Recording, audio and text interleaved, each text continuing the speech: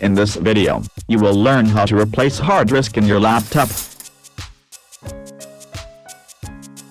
In the back side of your laptop, you can see the symbol of hard disk, as we have shown. For removing the cover of hard disk, carefully open the screws. Do not apply force for opening them. Here you can see the hard drive in your laptop.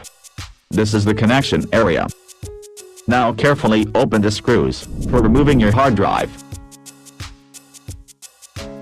And push your hard disk from connection side, as we have done. Now remove the supporting cover from hard drive.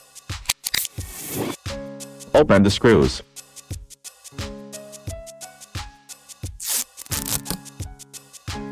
And replace your laptop hard drive. Put your new hard disk in supporting cover, as we have shown. And insert your hard disk from connection side in your laptop. And do not apply force. We have done this successfully. Thanks for visiting.